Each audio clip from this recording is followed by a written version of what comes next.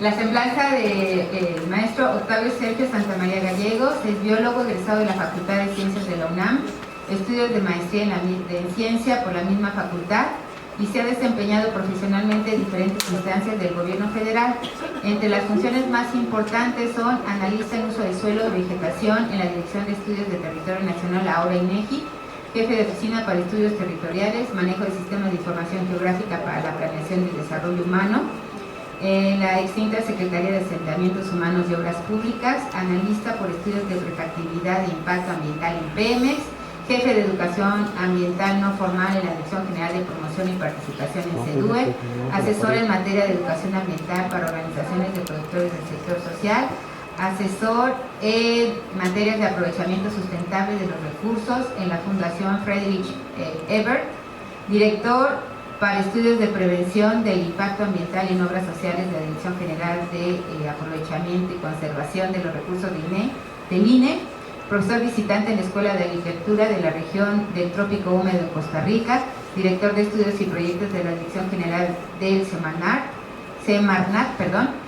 primer diplomado a distancia sobre desarrollo sustentable, asesor técnico pedagógico en materia de educación ambiental para la Dirección de Formación Continua de Maestros de la SEP, asesor externo en la SECADESU en materia de educación ambiental, asesor en la Coordinación Politécnica para la Sustentabilidad del Instituto Politécnico Nacional y ha participado en diversas publicaciones, muy brillantes por cierto, que son las siguientes: hacia una estrategia y plan de acción de educación ambiental de CEDUE con la UNESCO, el desarrollo sustentable, una alternativa de política institucional de la Semarnat, programa rector metropolitano integral de educación ambiental, grupo de trabajo ambiental en el área metropolitana, el proceso de producción hacia el desarrollo sustentable, proyecto multinacional de educación media superior y superior.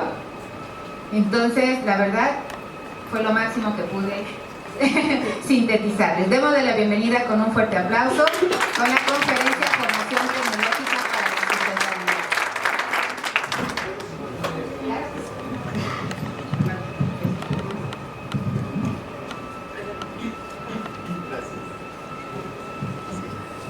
Todavía buenos días a todos, ¿verdad?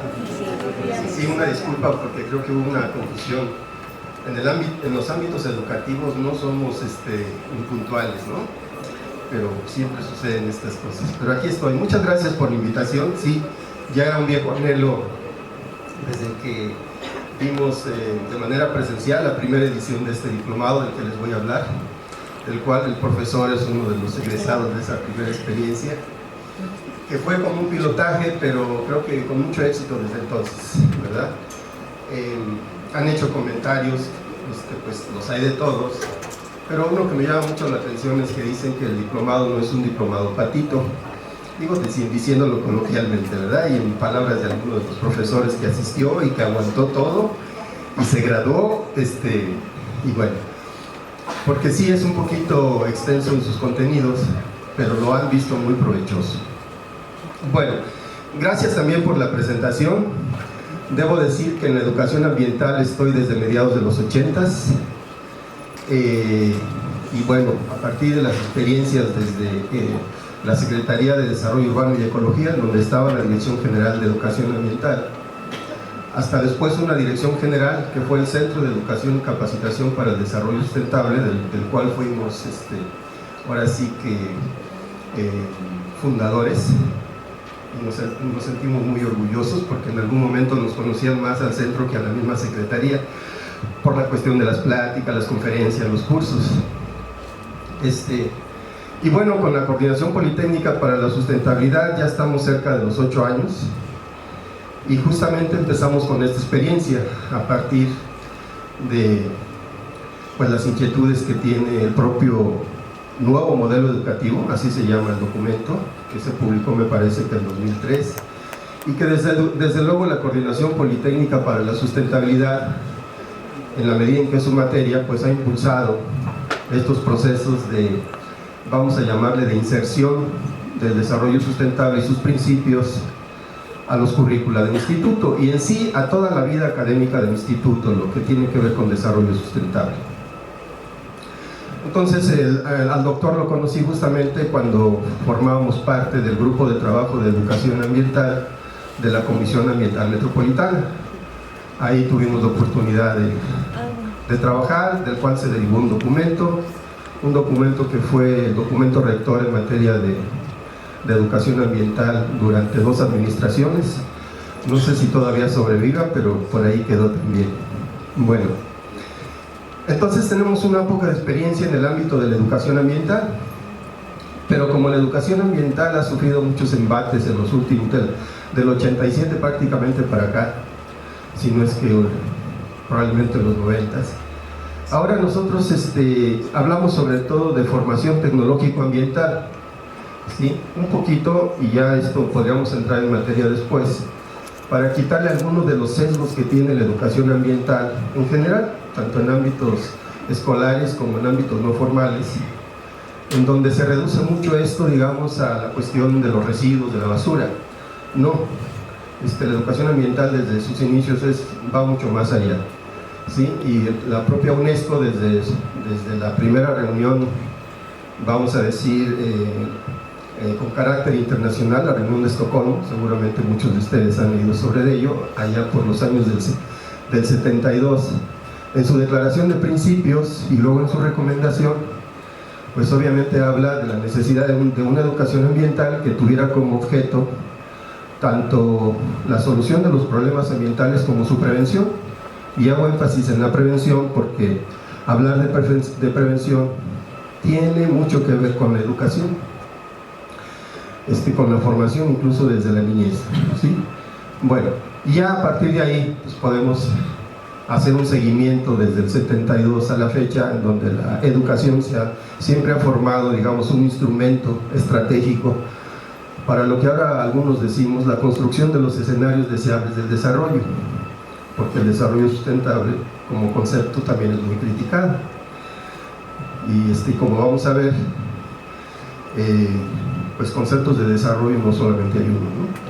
Bueno, entonces, ¿qué es lo que pretendemos para esta ocasión? Pues es hablar del diplomado, y sí quisiera hacer, ya hablando del diplomado, un pequeño, vamos a decir, como preámbulo para entender un poquito por qué el diplomado. Y la otra es que a través del diplomado en realidad no pretendemos venirles a enseñar el hilo negro, ¿no? Sino siempre se propuso como una construcción colectiva de la formación ambiental, vamos a decir, pero para el ámbito de la educación tecnológica. Por eso lo denominamos así, y es como la propuesta de seguir construyendo un concepto que tenga que ver justamente con la formación ambiental en el ámbito de la formación tecnológica. Y de ahí que decidimos denominarle formación tecnológico-ambiental para la sustentabilidad. Entonces, verlo así, siempre como una propuesta, como un espacio de construcción colectiva. Entonces ese es un elemento fundamental. El otro es que la institución, el Instituto Politécnico, no empieza de cero. Siempre me gusta recordar a un protagonista de la educación ambiental que salió de ciencias biológicas, que es el doctor Juan Manuel Gutiérrez Vázquez, no sé si algunos de ustedes lo ubican, pero él fue un protagonista representante de México en uno de los seminarios más importantes que sentó las bases, vamos a decir ya científicas, de la educación ambiental, que fue la conferencia de Tbilisi, y él fue uno de los vamos a decir, constructores de esa propuesta, y si no mal recuerdo fue director de ciencias biológicas. Bueno, y desde luego mi jefe, el doctor Héctor Mayagoitia Domínguez, que ha sido un promotor también, pues desde años. En algún momento hablábamos del sentido de la biología en México, y él es historia viva, digamos, de esas experiencias de la construcción de la carrera de biología en México. Él fue alumno de, bueno, se me va en este momento su nombre, pero a su vez él hizo una maestría y doctorado en Estados Unidos cuando había toda una discusión en torno al aprovechamiento de los recursos naturales, cuando una de las preguntas fundamentales era básicamente qué tantos recursos habría que respetar para seguir disponiendo de los mismos a futuro, es decir, en buena medida ahí estaba encerrado uno de los elementos fundamentales del concepto de sustentabilidad, ¿sí? Que es la capacidad de carga. Hasta dónde un ecosistema podemos aprovechar lo que produce sin destruir su capacidad productiva, ¿sí? Es como cosechar la naranja año con año, pero el arbolito está intacto y solamente hay que fertilizarlo y cuidarlo, y cada año estamos cosechando cítricos, ¿no? La naranja. Bueno, en ese sentido, el doctor, cuando hablaba un poco de digamos, de los antecedentes de la educación ambiental en México, decía, el doctor Beltrán, por cierto, Beltrán, que fue el profesor del doctor Bayagoiti, todos ellos son constructores de estas visiones del manejo, ahora aprovechamiento sustentable de los recursos naturales, pero han estado en la base de esa construcción. Y esto se los digo porque a veces cuando las ideas nos llegan de fuera, nos parecen maravillosas, pero no nos detenemos a reflexionar que en buena medida han partido de la propia experiencia de nuestras propias instituciones. No me voy más atrás porque uno de los directores de la UNESCO, ya me fui, Jaime Torres Bodet, fue director de UNESCO. Y en esos tiempos también ya había una discusión muy fuerte sobre la necesidad de la conservación de los recursos naturales. Y no dudo que él haya sido de los protagonistas que impulsaron la idea de que la humanidad se preocupara justamente por estas cuestiones. Bueno, dicho esto es preámbulo. Entremos en materia de la presentación de nuestro diplomado. Bueno, entonces el diplomado se llama Formación Tecnológico-Ambiental para la Sustentabilidad. En síntesis, FORTES. Bueno, trabajamos para la coordinación, somos Coordinación Politécnica para la Sustentabilidad.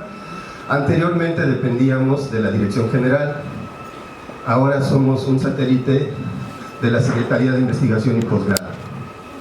Bien, ¿me pueden ir cambiando la primera, por favor? Bueno, esto no pretendo leer las diapositivas, solo comentárselas. De hecho, les dejo la presentación por si hay un interés en algunos datos, pero no es más que una guía para hablarles de algunas de las ideas fundamentales. Tiene mucha información y por eso mismo pues, no pretendo leerla, ¿no? Bueno, lo primero es que el desarrollo sustentable ya es parte de la política de la institución, ¿sí? Concretamente está tanto en el nuevo modelo educativo como en los documentos de la reforma y en el programa de desarrollo institucional, y ahora va a tener más presencia, ¿verdad, Gaby? Sobre todo con lo relacionado con la inserción del desarrollo sustentable y sus principios a los planes de estudio de toda la oferta educativa del instituto.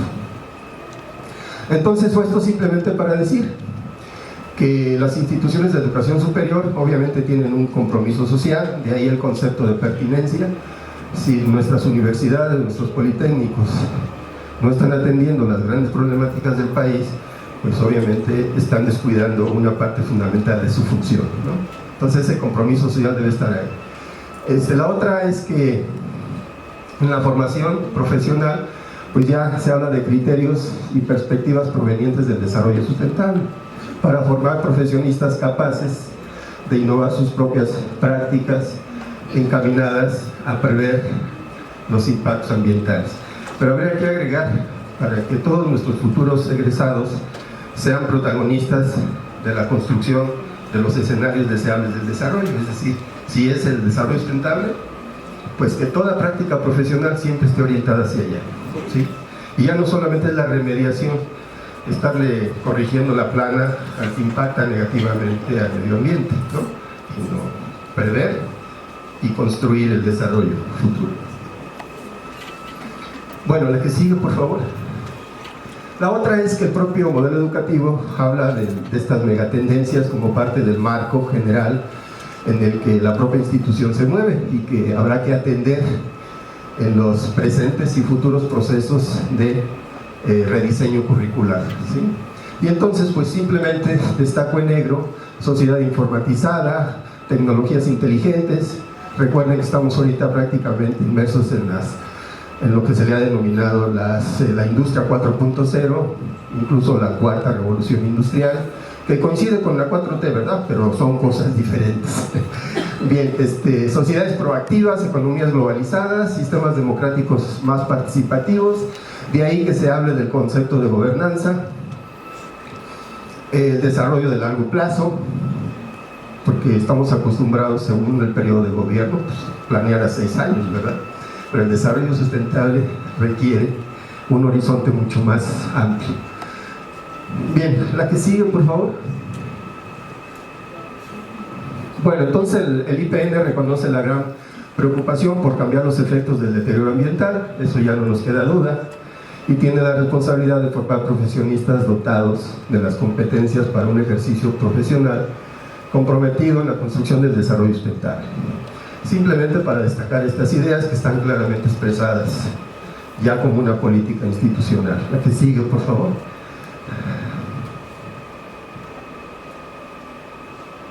La que sigue. Bueno, ¿qué es el FORTAS? Y nosotros hemos definido que el FORTAS aspira a 4, o lo podemos definir desde esas 4, vamos a llamarle grandes aspiraciones, ¿no? El primero, indudablemente, es una estrategia de formación docente, pero también, como les decía yo en el preámbulo, lo que pretende es que al involucrarse los maestros en ello, los conceptos nunca son totalmente acabados, y obviamente la experiencia nos permite participar en su construcción. Entonces una segunda, como experiencia en institución, es como un marco conceptual para la formación ambiental en la educación tecnológica.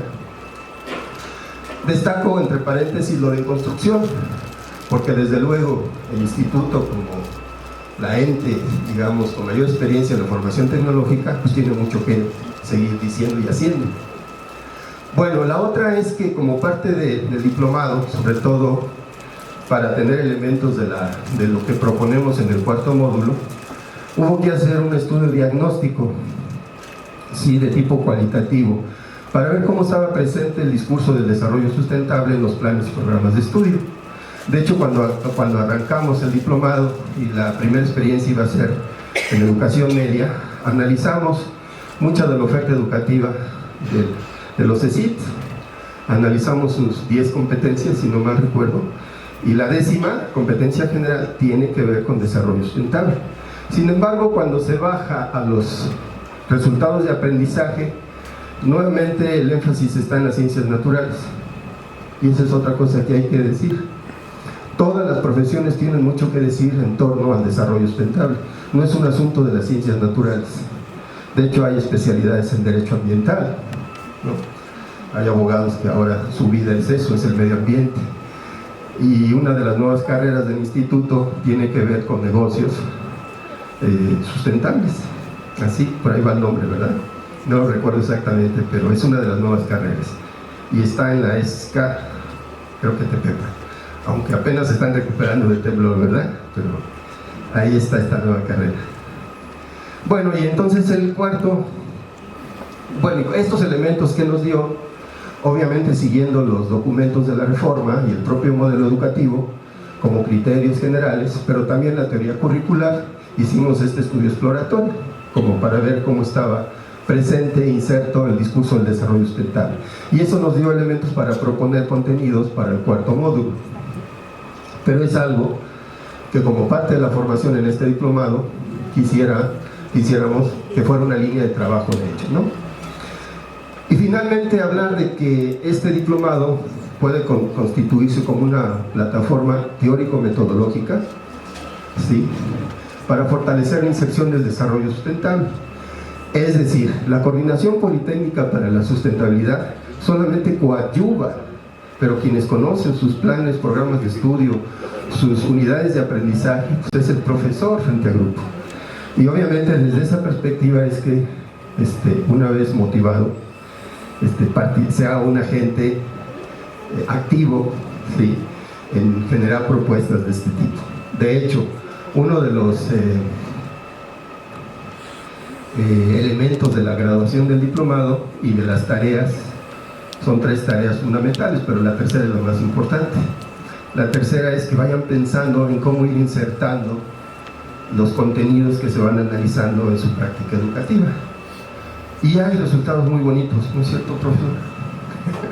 Había un profesor de matemáticas que había leído hace mucho Los límites del crecimiento. Y pues era literatura, ¿no? Era el tema del momento, eso se publicó en el 72. Yo entraba apenas a la carrera en esos años. pero cuando lo leyó dijo, bueno, pues aquí, si estas son las discusiones que detonaron toda esta cuestión que desembocó en la construcción de la idea de desarrollo sustentable, ¿cómo lo puedo utilizar para dar matemáticas? Y obviamente, pues es un modelo en donde las matemáticas juegan ahí un papel importante, ¿no? No quiere decir que las matemáticas nos van a decir todo, ¿no? Bueno, Galileo decía eso, y Arquímedes también, ¿verdad? Pero en la biología es muy difícil hablar de modelos matemáticos, por ejemplo. Pero en ese sentido el profesor se sentía que tenía herramientas para vincular sus contenidos de matemáticas, obviamente, con digamos, las primeras discusiones sobre desarrollo sustentable.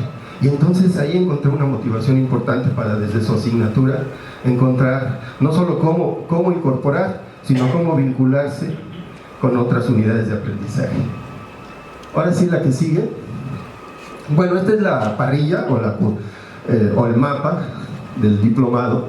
Son en sí 4 módulos: gestión ambiental, desarrollo sustentable, tecnología y lo que sería propiamente la formación tecnológico-ambiental para la sustentabilidad, entendiendo un poco de cómo podría ser incorporada a partir de ciertos elementos metodológicos de lo que es el rediseño curricular y de lo que se va construyendo conceptualmente aquí, ¿sí? Con estos elementos que vamos construyendo, cómo irle pensando para participar en procesos de, ya no solo de la inserción en nuestras unidades de aprendizaje, sino incluso en el plan de estudios. Pero como sabemos que ese es trabajo de las academias, pues obviamente lo que se pretende es ir formando una masa crítica que tenga posibilidades de participar en todos estos procesos, o de opinar, ¿verdad? Porque obviamente hay funciones diferenciadas, y no por formarme pues ya me van a incluir en estos grupos colegiados, ¿no? Pero sí, los profesores pensamos que tendrían un poquito más que decir en la medida en que se vaya consolidando la experiencia. Bueno, estos cuatro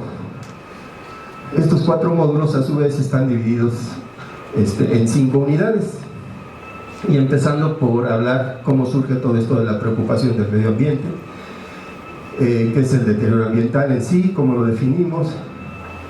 Pongo en rojito la prospectiva, porque nos parece que prácticamente es uno de los contenidos que ahora nos comentaba el secretario académico, que Tomás Miklos, que es uno de las lecturas que les proponemos, un libro sobre prospectiva. Va a ser asesor de la Secretaría Académica. Si te acuerdas, Gaby nos lo comentó. ¿Qué quiere decir? Que obviamente la institución, y es que el desarrollo sustentable y en general el concepto de desarrollo tiene obviamente una perspectiva de futuro, ¿no? Entonces hay que pensar prospectivamente tanto la educación como los posibles perfiles profesionales cuando los chicos salgan, ¿verdad? A veces no lo sentimos, pero las propias prácticas profesionales están cambiando. No lo apreciamos, pero el hecho es que cambian, ¿no? Bueno, en ese sentido, por eso la prospectiva es un elemento fundamental en los 3 módulos. Y obviamente cuando hablamos de deterioro ambiental, pues hablamos cómo también el propio desarrollo de la ciencia pues es un elemento fundamental para explicarlo. Hablamos de los documentos de la Conferencia de Estocolmo, y luego pues simplemente hablar de cómo se ha expresado, por ejemplo, en México con la Ley General del Equilibrio Ecológico y la Protección al Ambiente, y sus instrumentos, la política ambiental y sus instrumentos. Bueno, la siguiente es una perspectiva que va desde el pasado al futuro de lo que es el desarrollo, ¿sí? Y de las propias formas en que la humanidad ha cambiado, ¿no? Y uno de los elementos fundamentales pues ha sido la técnica y la tecnología como un elemento fundamental de la cultura. Luego hablamos de la teoría del desarrollo para poder hablar del desarrollo sustentable con algunos de sus antecedentes como el ecodesarrollo, y uno de los elementos fundamentales al que generalmente no se le da mucho peso, pero es la ética ambiental, que es una de las dimensiones del desarrollo sustentable. Y obviamente la parte de la prospectiva. Bueno, tecnología. ¿Por qué tecnología? y técnica, porque para hablar de desarrollo sustentable en el ámbito de la formación tecnológica nos parece que es fundamental una visión de tecnología, pero desde una perspectiva amplia. Decimos la tecnología, por contradictorio que parezca, la tecnología también es una ciencia de las técnicas, y es una ciencia que cuando analizamos sus cuestiones de tipo o sus categorías de tipo epistemológicas, vamos a ver que Galileo, por ejemplo, no solamente es uno de los precursores de la idea de ciencia moderna, sino también es uno de los precursores del concepto de tecnología. Él no acuñó el término, pero sí las formas de trabajo en tecnología, y hay ejemplos de ello. Y la otra es que la tecnología pues no se justifica en sus elementos esenciales en sí misma, sino en el papel social que tiene la tecnología. Bueno, entonces desde esa perspectiva, las relaciones entre técnica, ciencia, tecnología, incluso ahora se habla pues más bien desde mediados del siglo pasado, y con los proyectos Manhattan y luego el de genoma humano, se habla de tecnociencia, poniendo incluso a la tecnología por delante de la ciencia. Luego vemos un aspecto de críticas a la tecnología, porque en muchos foros, en mucha literatura, tal parece que la tecnología es la mala de la película. No, la tecnología, y esto en nuestros análisis queda claro que la técnica y la tecnología son consustanciales al ser humano, ¿sí? Y como tales a la especie, al género humano, y son irrenunciables, ¿sí? Y así como la tecnología puede tener ciertas responsabilidades en el deterioro ambiental, también la tecnología nos puede marcar la posibilidad de construir ese desarrollo sustentable. Bueno, y entonces finalmente les decía, el último capítulo es un poco de teoría curricular, pero retomando todas las ideas que fuimos construyendo a lo largo de los 3 primeros módulos, para ir pensando en este concepto de formación tecnológico-ambiental y cómo su inserción en los planes de estudio. La que sigue, por favor. Bueno, la idea de esta presentación es que yo les fuera presentando algunos de los contenidos que son propios, ¿sí?, de cada uno de estos módulos y de algunas de sus unidades, solo como ejemplo, ¿sí?, algunos chispazos de los contenidos, que es lo que sigue. Entonces, bueno, esto simplemente para dejar muy claro que en principio el propósito es fortalecer capacidades docentes en materia de desarrollo sustentable, ¿sí? Que esto tiene que ver con adecuar contenidos. No se trata de agregar materias, se trata de retrabajar los propios contenidos, si es posible, ¿verdad? No es un requisito fundamental. Y obviamente desarrollar estrategias didácticas. La otra, lo comenté ya de alguna manera, es coadyuvar en la formación de grupos interdisciplinarios para su participación en procesos de rediseño. Y esto que está aquí en un color diferente, tendiendo a rojito, es que a mediano plazo, y esperemos que así sea, se vayan como construyendo los nuevos paradigmas de las profesiones, y paralelamente los nuevos paradigmas de la enseñanza de esas profesiones en el marco del desarrollo sustentable. Si ustedes quieren verlo más amplio, pues en el marco de la cuarta revolución industrial, las industrias 4.0 y el desarrollo sustentable, ¿sí? Y en ese sentido, obviamente la educación, recuerden que el director general ha insistido mucho en irle pensando en la educación 4.0, pero sin descuidar el desarrollo sustentable, diríamos, ¿no? Entonces eso implica que tienen que ir cambiando los paradigmas educativos, ¿sí? Porque la tendencia es que cambien las prácticas profesionales y que realmente participen. La que sigue, por favor. La otra era para hacer énfasis en los enfoques formativos. Y el primero de ellos, ya les decía yo, la función y prácticas sociales de los futuros profesionistas y de la visión de desarrollo sustentable es el eje fundamental. Si no tomamos a las propias prácticas profesionales como el eje de la formación, estamos hablando muy en abstracto. Entonces ese es un elemento fundamental. El otro es el papel de la técnica y la tecnología como medio de articulación con la naturaleza, ¿sí? todo proceso productivo a través de la técnica, la tecnología, siempre son formas de relacionarnos con la naturaleza en el nivel macro como modelo de desarrollo, para atender hacia la construcción conceptual que posibilite el abordaje de los problemas ambientales. El énfasis está puesto en herramientas teóricas, herramientas conceptuales y obviamente sus métodos. Entonces, el diplomado no insiste mucho en que, por ejemplo, se aprendan, por decir algo, ¿qué es la eutroficación? No es un problema ambiental que tiene que ver con la contaminación de los cuerpos de agua. El aprendizaje no está centrado en eso, ¿no? Sino más bien en cómo los chicos, cómo las experiencias docentes, la relación maestro-alumno, vamos construyendo a partir de situaciones mal definidas la posibilidad de construir conceptualmente problemas que se puedan abordar desde la escuela y luego como profesionistas, digamos, ¿sí?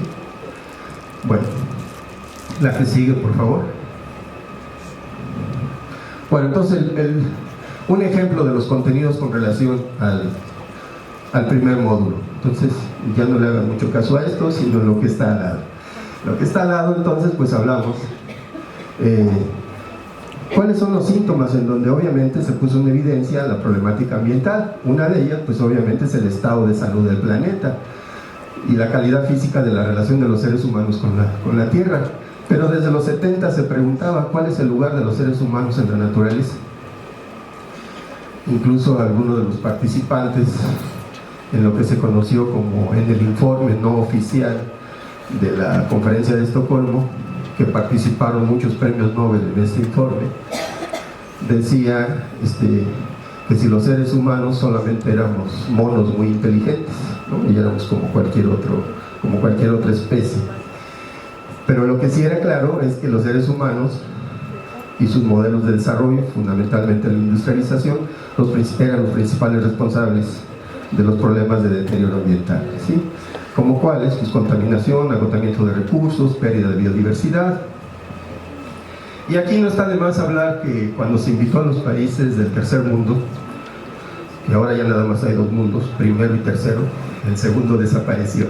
Cuando había una Unión Soviética se consideraba el segundo mundo, pero como dejó de existir la Unión Soviética, pues ya nomás hay primero y tercero. No es que el tercero se haya ido al segundo, porque no hemos mejorado, o los países del tercer mundo, los pobres, realmente no mejoraron mucho, digamos, ¿no? Pero una de las discusiones que había entonces era, pero si los países del tercer mundo, los pobres, no son industrializados, ¿por qué tenemos responsabilidad en el impacto de la industrialización si tradicionalmente hemos sido saqueados en nuestros recursos naturales, somos exportadores de materias primas? Entonces ahí lo que se discutió desde el sur hacia el norte era que lo que estaba en juego eran relaciones económicas desiguales entre países del norte y del sur, y esas desventajas económicas provocaban sobreexplotación de sus recursos y pobreza. Entonces ahí surgió la pobreza como uno de los rasgos fundamentales de la problemática ambiental, ya no solamente desde la perspectiva del impacto de la industrialización, sino más bien del saqueo de recursos naturales, ¿no? Y de otros. Entonces, un ejemplo de ello. Bueno, la que sigue. Entonces, ese tipo de documentos están ahí en la lectura, si hay interés en ellos. La que sigue, por favor. Nos vamos a ir rapidito con estas. La que sigue. Bueno, la otra es que la problemática ambiental obviamente no está limitada a procesos, a la industrialización en sí misma, sino en sí procesos de producción-consumo. El consumo también hay una gran responsabilidad. A lo largo de la historia de la humanidad, en la medida en que la humanidad ha pasado de una revolución tecnológica a otra, ha habido una explosión demográfica, y con la revolución industrial pues es el caso en donde hay un crecimiento explosivo de la población, más demanda de recursos, más contaminación. Uno de los esquemas de la problemática ambiental se describe así: toda actividad productiva tiene que ver con la extracción de recursos, su transformación y la generación de desechos, y en cada uno de ellos se produce un nivel de alteración de la naturaleza. Y aunque se trate, por ejemplo, de una casa, alguien podría pensar, bueno, es que cuando se construye una casa, pues ahí no contaminamos, pues sí contaminan, porque la huella ecológica de los tabiques, de los plásticos, de la instalación eléctrica, en fin. Entonces, 200 procesos productivos detrás de la construcción de una casa, la huella ecológica de ello, obviamente, tiene impactos negativos en el medio ambiente. Y en sí, entonces, tanto producción como consumo son dos elementos que tienen que estar ahí presentes. Lo otro es también grandes proyectos de desarrollo, la construcción de una hidroeléctrica, también tiene sus impactos ambientales. Y lo que mencionaba hace rato, las relaciones desiguales entre países. La que sigue. Bueno, esto es algo que viene en los límites del crecimiento, el libro de Meadows, que las características de los problemas ambientales son comunes, son de alcance mundial, son complejos y variados, interactúan vigorosamente entre sí, y esto se le conoce como la problemática ambiental. Es interesante que en estas ideas decía que la problemática ambiental todavía sigue siendo un fenómeno no conocido, hay muchas cosas que desconocemos. Y el ejemplo es, por ejemplo, la industria química. Se producen más de 1000 sustancias diarias que se incorporan a la producción, y en realidad de esas, solo de muy pocas se tiene conocimiento de su impacto en el medio ambiente. La que sigue, por favor. Bueno, ya decíamos, es síntoma de la crisis de las relaciones de la sociedad con la naturaleza, pero aquí lo que hay que destacar son los medios de intervención, y obviamente para interpretar el desarrollo, pues la teoría que ha dominado es la teoría social, ¿sí? Y la economía, fundamentalmente, más que la sociología, la economía, pero al final de cuentas, más de ciencia social que de ciencia natural, y es la que domina el discurso del desarrollo. De hecho, se equiparaba desarrollo con crecimiento, cosa que no conceptualmente, y ahora más son cosas muy diferentes. Desde luego, desde enfoques desde la antropología, la ecología, la ética, para entenderlo. De ahí que por eso decimos, todas las profesiones tienen mucho que decir sobre desarrollo sustentable. La que sigue. Un elemento fundamental, por ejemplo, de los contenidos es que no se trata de enseñarles los problemas como algoritmos, ¿verdad? La eutroficación es esto, entonces la receta de cocina para solucionar, pues es no. Y para ello incorporamos un poco la epistemología de Rolando García, que fue un colaborador de Jean Piaget, que es una metodología constructivista, y él nos destaca, por ejemplo, algunos de estos elementos fundamentales. Dice: ningún sistema está dado en el punto de partida de la investigación, ya sea un sistema, el problema como sistema, ¿no? Sino que hay que construirlo. ¿Y cómo lo construimos? Dice: el sistema no está definido, pero es definible. Una definición adecuada solo puede surgir en el transcurso de la propia investigación y para cada caso particular. Bueno, esta es una idea de Piaget. No hay observables puros. Siempre que observamos un fenómeno, ya tenemos una carga de conceptos a partir de los cuales hacemos ese análisis, ¿no? Pero esto no tiene que ser, digamos, conceptos inamovibles, ¿no?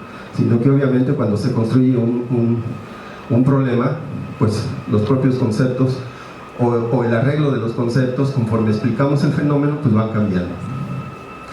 Lo interesante de esto es que hablamos del marco epistémico y del dominio empírico, y esto no lo vean como un gran problema, porque de lo que se trata es de que cuando vamos formulando una serie de preguntas sobre un aspecto de la realidad, lo que estamos haciendo pues es en sí ir definiendo un marco epistémico para poder explicar eso. Partimos de las preguntas, y eso es el marco epistémico del que habla Rolando García. Y eso es interesante, porque algún profesor nos decía, por cierto también del nivel bachillerato, ¿cómo escogemos los problemas? Y la idea no es escoger el problema para que el alumno lo aborde, sino situaciones socioambientales de las cuales se puedan construir los problemas. Y esos problemas se construyen a partir de interrogarse sobre esa realidad. Entonces, eso es en principio el marco epistémico, pero a partir de que vamos empezando a responder esas preguntas, también nos vamos dando cuenta que para responder esas preguntas hay que saber física, o química, o biología, o derecho. Y entonces eso es a lo que se refiere el dominio empírico. estos hechos, ya sean de carácter natural o social, pues nos van a definir sobre qué áreas del conocimiento tenemos que abordar el problema. Ejemplo de lecturas que están en la que sigue, por favor. La otra, ese es otro ejemplo. Podríamos dar una clase de ecología diciendo: la ecología es la ciencia que estudia la relación de los seres vivos con su medio ambiente, ¿no?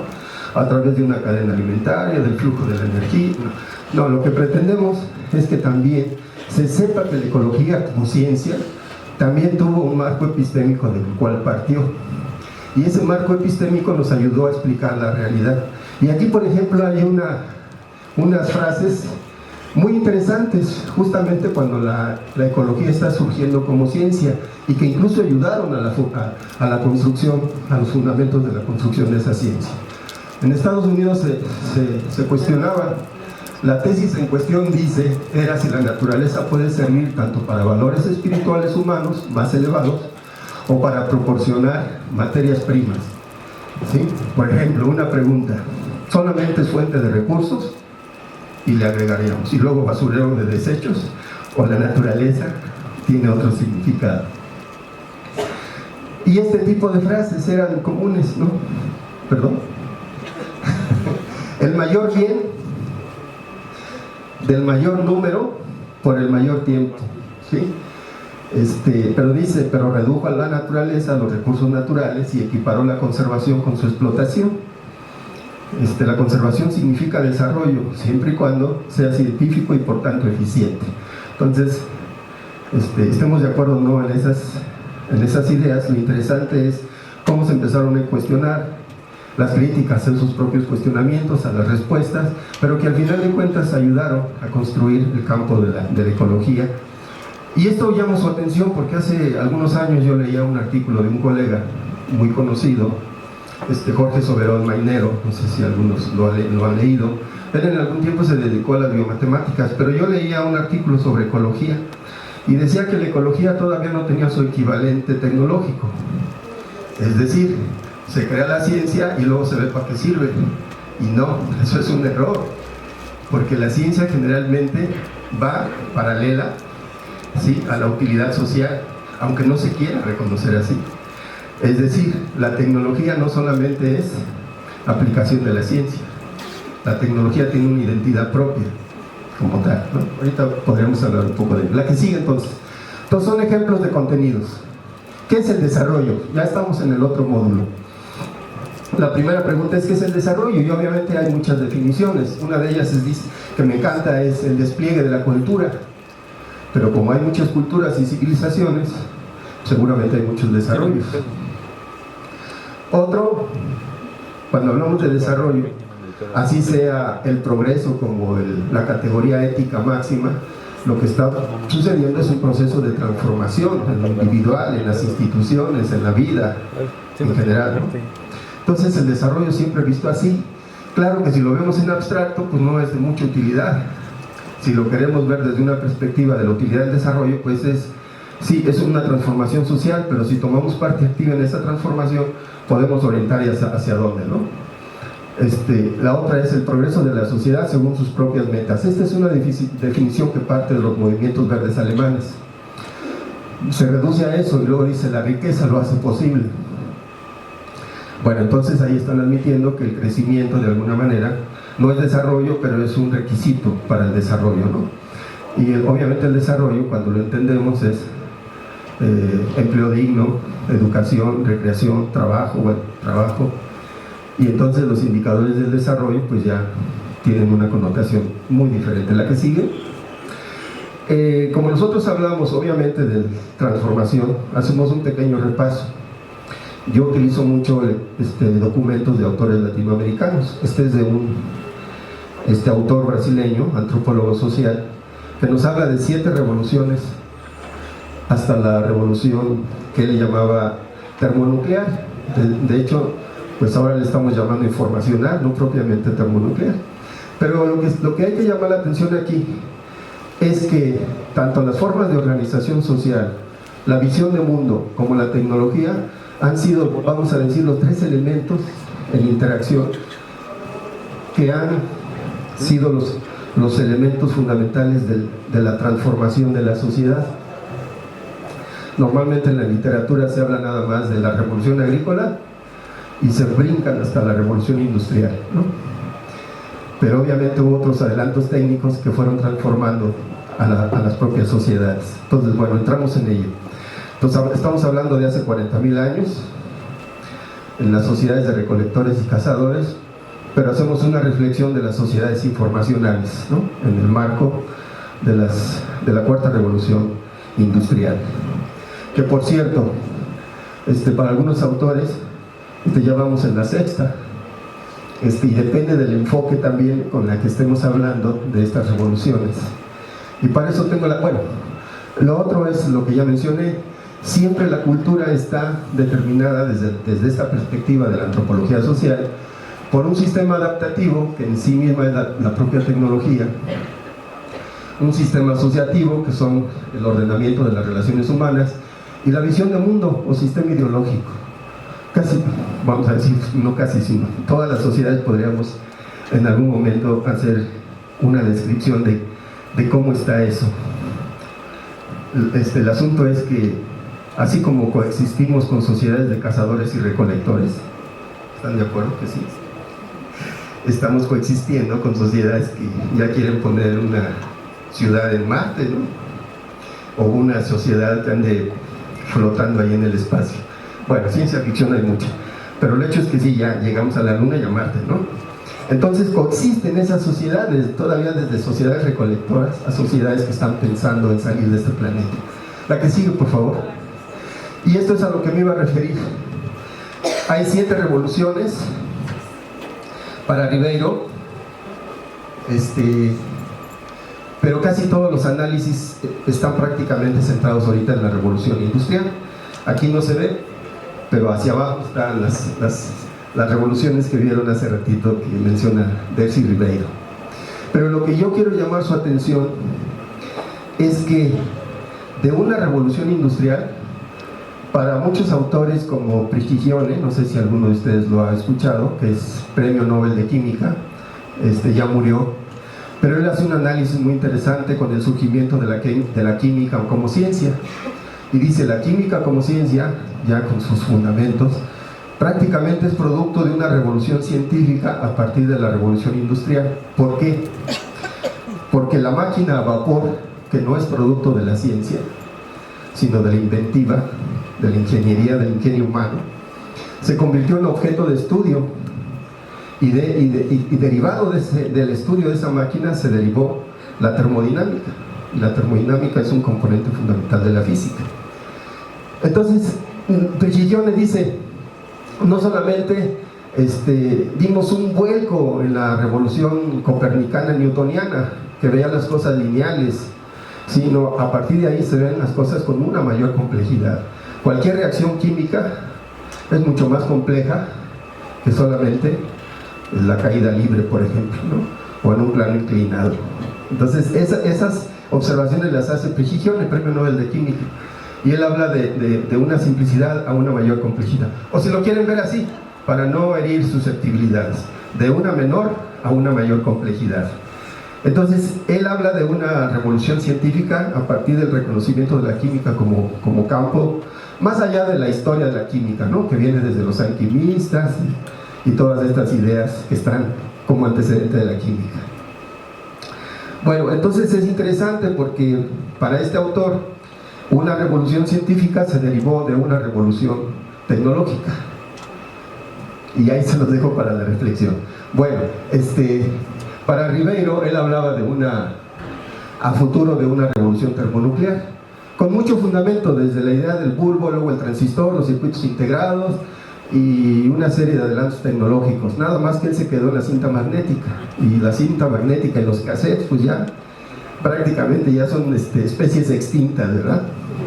Bueno, y ese es el poder de la mente humana, ¿no? No necesariamente nos fuimos, aunque el boleto del metro sigue teniendo su cinta magnética, ¿verdad? Y otras, pero bueno, bueno, entonces simplemente decir, para no entrar en detalle, porque esto puede ser motivo de los contenidos del curso, que dependiendo de la perspectiva, la de Ribeiro es una perspectiva sociocultural, la de Carlota Pérez, que ella ya nos habla de prácticamente de una sexta revolución industrial. Es una perspectiva económico-tecnológica, ella habla del paradigma tecnoeconómico. Pero también está la de Klaus Schwab, que este señor es el creador del Foro Económico de Davos, y tiene un librito que escribió sobre la cuarta revolución industrial. Y para él sí, estamos casi más basados en él, con estas ideas. Él habla de la cuarta, sí, pero nada más reconoce 3. Bueno, hay otro documento que me encontré del Politécnico de un autor de aquí de la institución, y que él, basado en otros autores, nos dice, bueno, en Floridi, que también ha habido una revolución de la información, y la primera revolución fue con Copérnico. Curiosamente, Copérnico pues, también se reconoce como el iniciador de la revolución científica. Pero luego de él dice está Darwin, porque él de alguna manera describió nuestro lugar en la evolución biológica, y luego se brinca con Freud, Sigmund Freud, ¿no? Con el psicoanálisis, y nos vamos sobre el entendimiento de aquello que gobierna el interior del sujeto, y de ahí a la máquina de Turing, de Alan Turing. Entonces él identifica también una revolución en la información. Seguramente son enfoques más especializados, pero lo cierto es que estamos hablando de un mismo gran proceso, ¿no? Desde distintas perspectivas. Bueno, la que sigue, por favor. La que sigue. Bueno, la otra también. Las ciencias sociales no han existido siempre. Prácticamente son producto de la Revolución Francesa. Y se dice que no fue sino hasta finales del siglo XVIII que la sociedad se convirtió en un problema. Y nos empezamos a cuestionar el estatus de la vida social. Y a partir de ahí surgen las ciencias sociales, la sociología en particular, ¿no? Las relaciones sociales, la cultura, el pasado, el porvenir de la sociedad funcionaban inconscientemente a semejanza de las fuerzas elementales del cosmos. No había por qué intervenir en las cuestiones sociales y era producto de ello, ¿no? Pero en la medida en que eso se cuestiona, pues obviamente los seres humanos nos dimos cuenta que a nivel de la práctica se hizo evidente la ignorancia teórica, no había manera de explicar, ¿no? Entonces, a la búsqueda. Acuérdense que una de las características de la modernidad después del Renacimiento es que lo cuestionamos todo, ¿no? Es la ciencia de la ciencia incluso, ¿no? Todo se somete a interrogación, toda investigación. Bueno, la que sigue, por favor. Este tipo de ideas están en los contenidos. Recuerden que me estoy refiriendo a ellas como algunos de los contenidos que se analizan en el diplomado, pero que nos están ayudando a explicar esto del desarrollo sustentable. Bueno, la otra es la teorización social. Obviamente no se teoriza desde la misma perspectiva que las ciencias naturales. Sí, el hecho natural no sí son fenómenos, pues por definición, físicos, químicos, biológicos propios de la naturaleza, pero lo humano es una construcción social y está más en las construcciones de significados, y esa es la esencia de la sociología, ¿no? El estudio de los significados, y los significados que le dan sentido a nuestras vidas, a la manera de ser. Pero lo hacemos desde la perspectiva de la naturaleza del hecho, la epistemología, que es la naturaleza del conocimiento sobre ese hecho, sobre las propias metodologías para generar el conocimiento y la utilidad del conocimiento. La que sigue.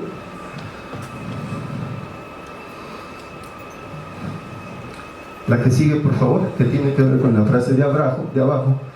Si nosotros hacemos investigación social desde el empirismo o el racionalismo, tomando en cuenta estos 4 aspectos, pues obviamente nuestros enfoques van a cambiar, ¿no? Mientras que una está fundada en las causas materiales para describir y explicar los fenómenos sociales, en la otra son los patrones de significado. ¿Sí? No entro en detalle, porque es más, párenme cuando digan que ya están cansados y que ya no me quieren escuchar. La que sigue, por favor. Bueno, la economía es otro caso. Como ciencia surge con Adam Smith allá por el siglo XVIII. Y lo interesante de esto es que los Ahora sí que los estudiosos de la economía dicen, la economía se ha enfrentado a dos grandes problemas. El primero es que no acaba de definir su objeto de conocimiento, ¿sí? Y la otra, y es importante, casi es un problema de todas las ciencias sociales, me independizo de las otras ciencias sociales para interpretar el fenómeno, explicar el fenómeno, o lo hago a partir de su interpretación con otras ciencias. Desde las perspectivas actuales de la interdisciplina y transdisciplina, pues ya todo tiene que entrar, como decíamos, al definir el dominio, y un dominio complejo que tiene que ver con muchos campos del conocimiento, pues habría que echar mano de los demás campos. Sin embargo, la economía se ha independizado de la sociología para interpretar sus fenómenos, ¿no? Entonces, por ejemplo, desde la perspectiva del objeto, pues dice, son los conceptos de valor y trabajo, haciendo abstracción de la historia de las formas en que los hombres se organizan para producir, distribuir y consumir los bienes. Esta es una idea básica de lo que es economía. Bueno, en el caso de Marx señaló que la economía no es un campo separado de otros campos de lo social, todas las ciencias sociales se influyen recíprocamente.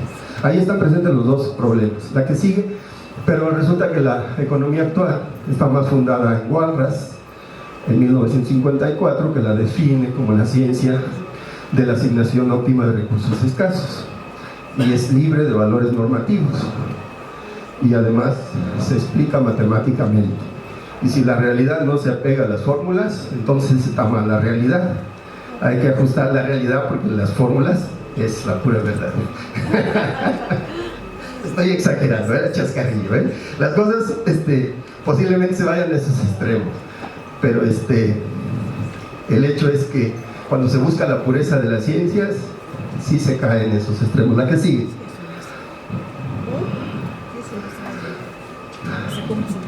La que sigue, por favor. Nos vamos a saltar estas porque obviamente esto es un poco de detalle. La que sigue. Esta tiene también mucha información y solamente es para señalar que cuando estamos hablando de desarrollo sustentable convergen dos grandes, vamos a decir, corrientes de ideas. Por un lado, la propia discusión que hay en torno a la teoría del desarrollo, y por otro lado, los cuestionamientos desde la preocupación ambiental. Esto nos podría llevar un buen rato a explicarlo. Solo lo quiero presentar esquemáticamente, ¿no? Desde los clásicos de la sociología y la economía que han hablado de los cambios en la sociedad, ¿sí? En lo económico, en lo social, prácticamente hasta los debates actuales, ¿no? Que hablan de desarrollo humano y como uno de los elementos fundamentales, la distribución. Recuerden que en la 4T estamos teniendo la distribución como un elemento fundamental. Bueno, estos dos convergen, desde luego desde la perspectiva del desarrollo sustentable, pues están en su base las ciencias ambientales, sí, que nos hablan desde la interacción y cambio, evolución, niveles de integración, complejidad, en fin, hasta llegar a instrumentos como el ecodiseño, la ecoeficiencia, el ciclo de vida, que son elementos que tienen que estar presentes en todo proceso productivo, en todo proceso tecnológico. La que sigue, por favor. Bueno, digamos tres grandes teorías que se resumen a esto: ver el desarrollo como crecimiento, ¿sí? Aquí, en la medida en que una nación, un país se va industrializando, pues se va automáticamente dándose ese proceso de crecimiento, ¿no? Cosa que obviamente ya se vio que esto es una gran falacia. La otra es estado-etapa, es decir, todos tienen que pasar desde sociedades recolectoras hasta sociedades industriales, y ahí repitiendo, digamos, la experiencia europea, cosa que obviamente es un error.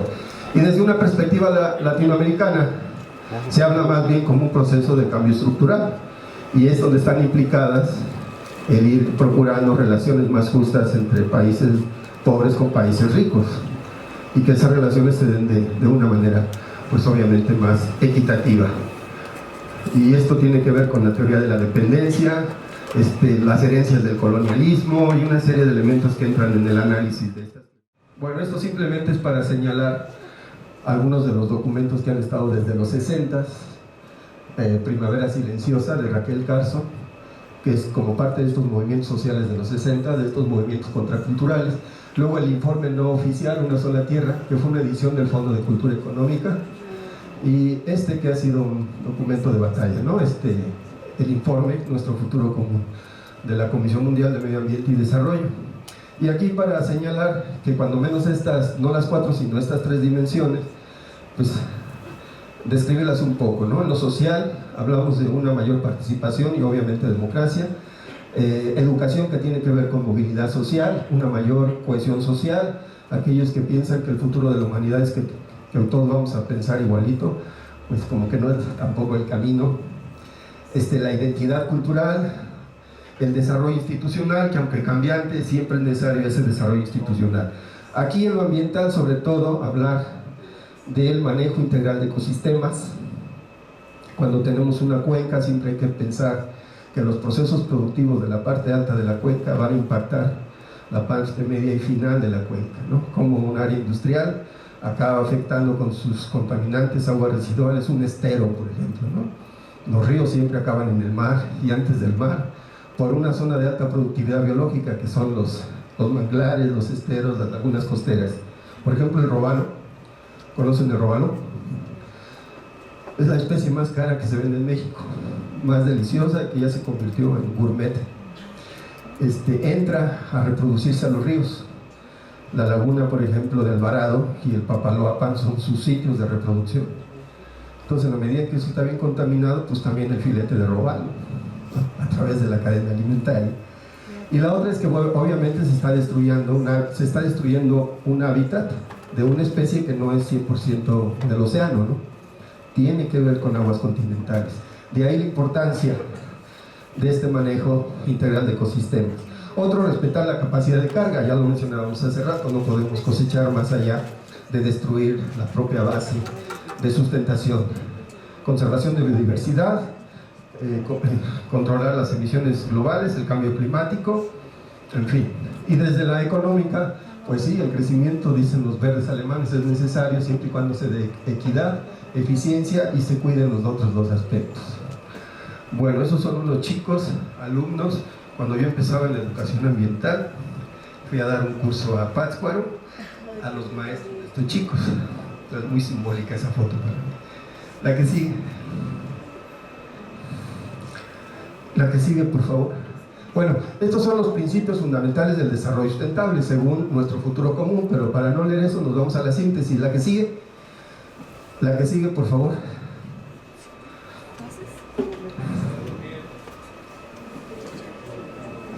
Mejor lo leo.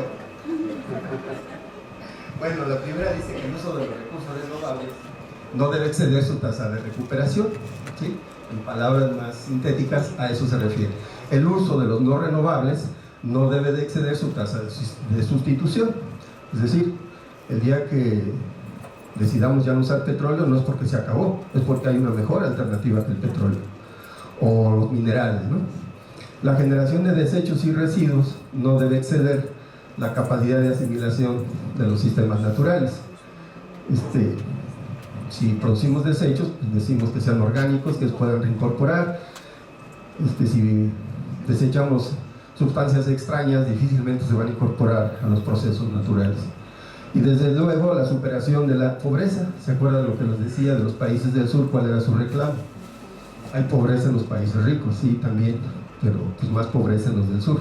Y la equidad intra y transgeneracional. La que sigue.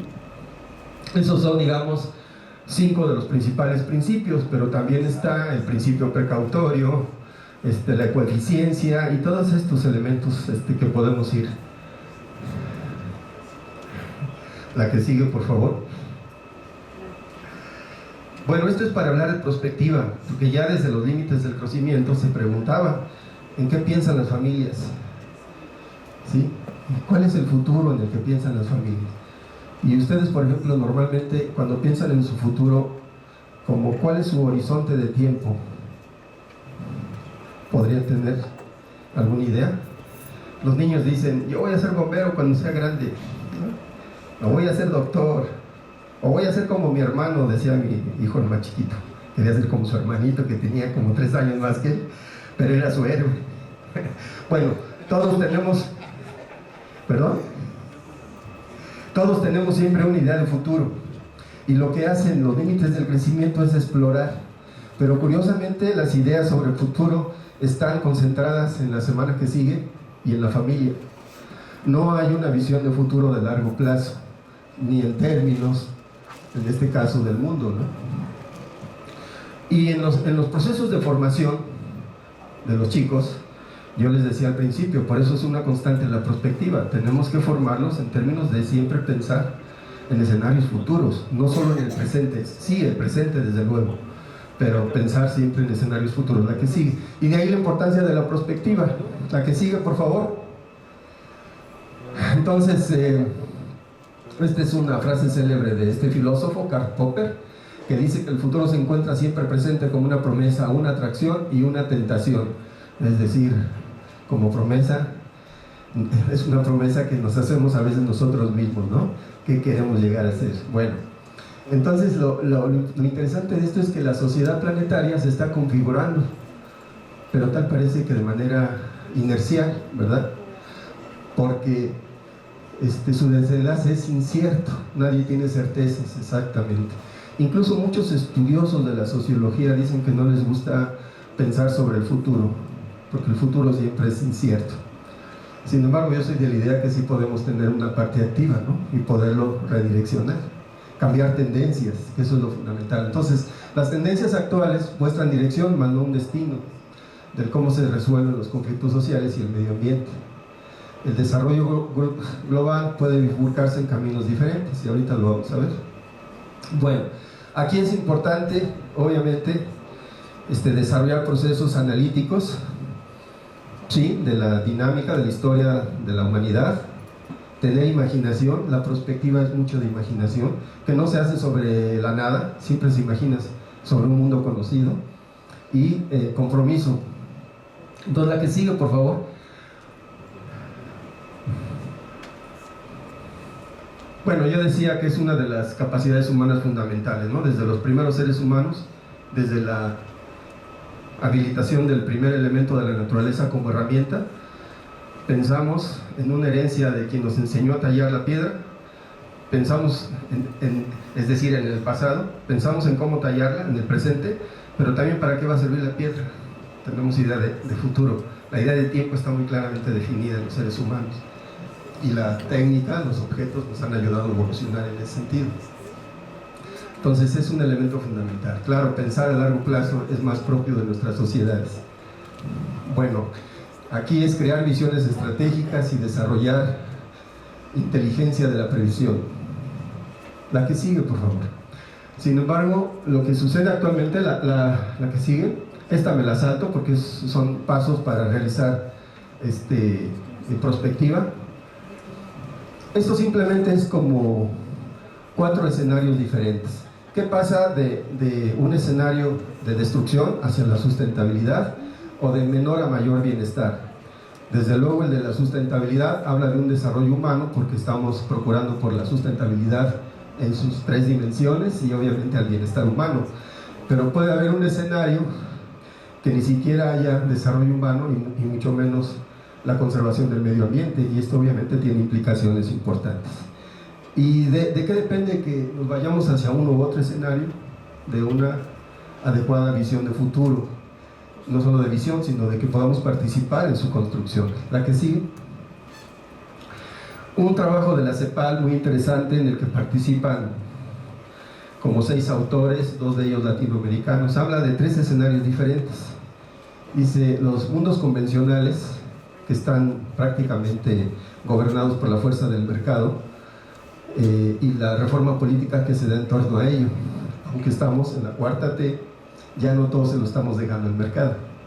Bueno, pero está un escenario de barbarización que nos va a llevar al colapso y a la crisis, a la anarquía, la tiranía, y que los que tengan recursos pues van a crear sus mundos fortaleza, ¿verdad? Esto me recuerda pues que ya hay muchas unidades habitacionales, parecen ciudades medievales, ¿no? Están los castillos todos amurallados y el área residencial dentro, ¿sí o no? En cierta manera nos estamos protegiendo de la delincuencia. Entonces esto no es tan descabellado como tendencia. Pero la otra, y es obviamente apostarle al futuro, las grandes transiciones, que es fundamentalmente lo que estamos hablando, es el desarrollo sustentable, ¿no? La sustentabilidad.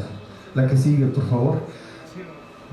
¿Cuáles son las fuerzas impulsoras para el desarrollo? Obviamente, atender la demografía, estabilización de la población, por ejemplo, moderar la urbanización, el diseño urbano y arquitectónico tiene mucho que decir ahí. En fin, obviamente la economía, una economía más, economía-ecología, criterios sociales, la cultura en general, aunque mi concepto de cultura es prácticamente todo lo humano, todo lo construido por los seres humanos. Gobernabilidad y gobernanza, participación, que todos los involucrados en un proceso tengan derecho a opinar y participen. El medio ambiente y obviamente la tecnología como un motor fundamental, ¿no? Que nos puede llevar al desarrollo sustentable, o si no atendemos nos va a llevar a la barbarización según como la sociedad se ponga el saco. La que sigue, por favor. Bueno, esto es simplemente para señalar dos escenarios, la situación actual y lo que plantea la gran transición. Utilicemos solamente un ejemplo. En caso de la demografía, actualmente hay un crecimiento poblacional que se piensa que podemos estabilizarnos por ahí de los 9,000 y pico de seres humanos en el planeta. Pero eso va a depender de las políticas poblacionales que se tengan, porque hay un escenario hasta de 21,000 millones de seres humanos, dependiendo de la tasa de natalidad. Entonces ese es un asunto que se tiene que atender. La gran transición dice que aceleraría la estabilización de la población, moderaría los porcentajes de urbanización, buscaría esquemas de asentamientos humanos más sostenibles. En la tecnología, por ejemplo, siempre se ha dado esta ola de innovaciones, hay un avance continuo de las TICs. En este momento las computadoras cambian ya cada 3 meses, ya no son cada 6, pero bien caros, ¿no? El iPhone está carísimo, hay uno que cuesta 30,000 pesos. Bueno, problemas éticos y ambientales, la biotecnología y la miniaturización podrían afectar las prácticas sociales. Entonces hay que modelar el desarrollo tecnológico para promover plena realización del ser humano y la sostenibilidad del medio ambiente. Es decir, a veces las tendencias tecnológicas habría que analizarlas de una manera más crítica. La que sigue. Bueno, nos vamos al módulo de tecnología. Voy a mencionar algunas cuestiones y creo que ahí lo vamos a dejar, porque llevo como media hora.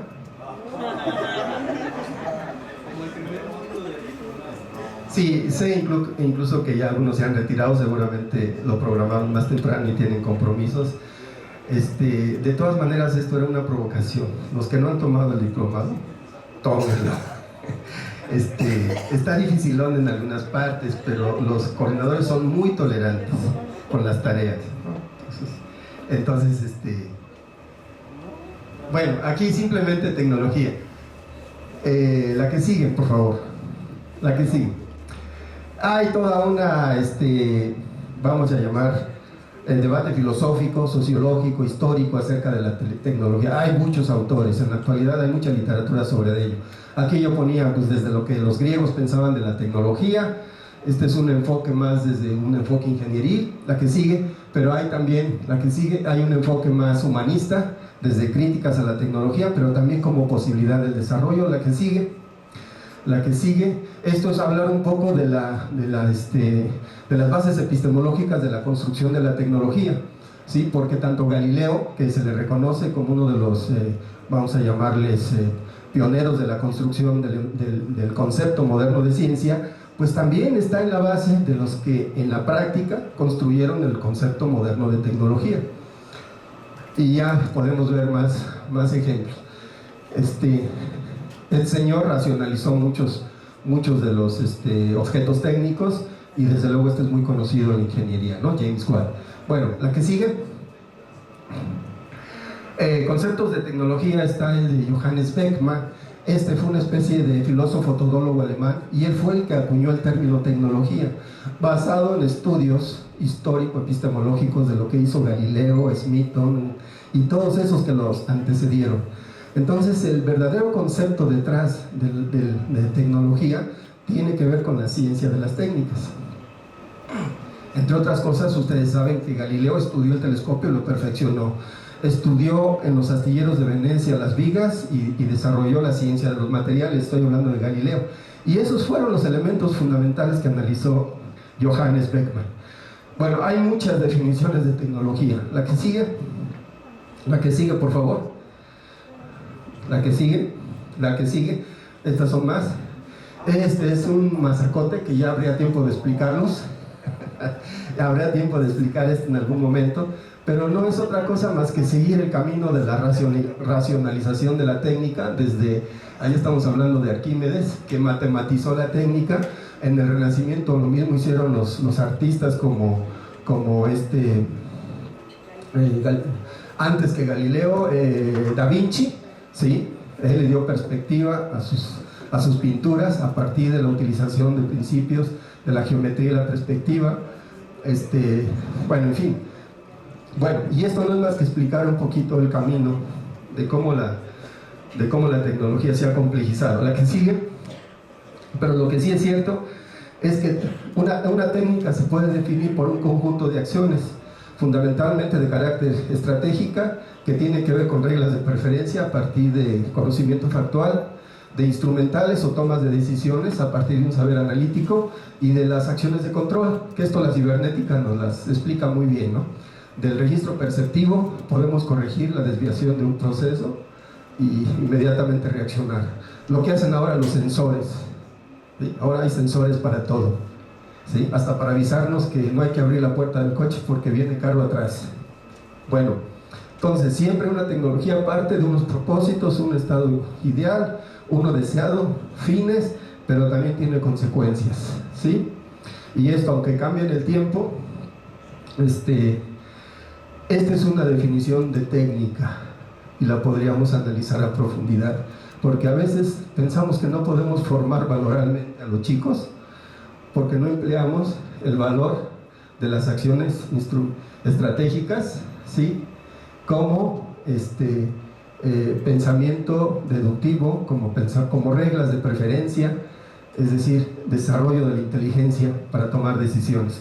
La que sigue, y ya ahí la voy a dejar, simplemente decir la técnica como naturaleza humana, componente de la cultura, medio de relación sociedad-naturaleza y como posibilidad de construir el desarrollo sustentable. La técnica y los sistemas técnicos han cambiado desde el ser humano herramienta, ser humano máquina, ahora máquina máquina, sistemas automados, y va evolucionando el propio sistema técnico.